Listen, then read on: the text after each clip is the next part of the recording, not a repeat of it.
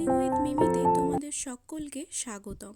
আজ আমি এক টুকরো রাজস্থানের গল্প শেয়ার করব, সেটাও আবার নাকি অবস্থিত হাওড়া পাকুড়িয়াতে। জায়গাটা তোমরা হয়তো অনেকেই চেনো। প্রথমেই আমি জুতো খুলে মন্দিরের মধ্যে প্রবেশ করছি, আর আমি প্রবেশ করতেই দেখলাম উপরটাতে কিন্তু ছাউনি দেয়া রয়েছে। অনেক পুণ্যার্থী এখানে আসে, রোদের মধ্যে দাঁড়াতে খুবই কষ্ট হয়, তাই অনেকটা রাস্তা মন্দিরে পৌঁছতে হেঁটে হেঁটেই হয়। সেই জন্যই এখানে ছাউনিটার ব্যবস্থা করা হয়েছে। এই মন্দিরে প্রবেশ করতে কিন্তু কোনো রকম চার্জিং লাগে না, এবং পার্কিং জোনেও কিন্তু কোনো চার্জ লাগে না। দেখো, আমি কিন্তু এবার সিঁড়ি দিয়ে মন্দিরে প্রবেশ করছি। বয়স্কদের জন্য কিন্তু এখানে লিফটের ব্যবস্থাও করা আছে। তোমরা যদি চাও এখান থেকে প্রসাদ কিনে পুজো দেবে হনুমানজির, তোমরা কিন্তু সেটাও করতে পারো। অ্যাকচুয়ালি আমি ভিতরটার ভিডিও করতে পারিনি, কারণ ভিতরে ক্যামেরা অ্যালাউ নেই।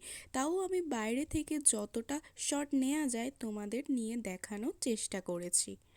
আমরা সাধারণত হনুমানজিকে গোঁফধারী অবস্থায় দেখতে পাই না, কিন্তু এখানে কিন্তু হনুমানজি আছে গোঁফধারী থাকা অবস্থায়। আর মন্দিরটার বাইরের দিক থেকে আকাশটা কি অপূর্ব লাগছে। মন্দিরে পাথর কেটে কেটে খোদাই করে বিভিন্ন রকম দেবদেবীর মূর্তি এবং হনুমানজির বিভিন্ন মূর্তি কিন্তু এখানে স্থাপন করা হয়েছে। মন্দিরে আসার সময় হচ্ছে ভোর 5টা থেকে রাত্রির 8টার মধ্যে আসতে হবে। আর এখানে বাসে করে এলে হাই রোডে নামবে, নেমে একটা টোটো ধরলেই কিন্তু তোমাদেরকে এই ধামে পৌঁছে দেবে।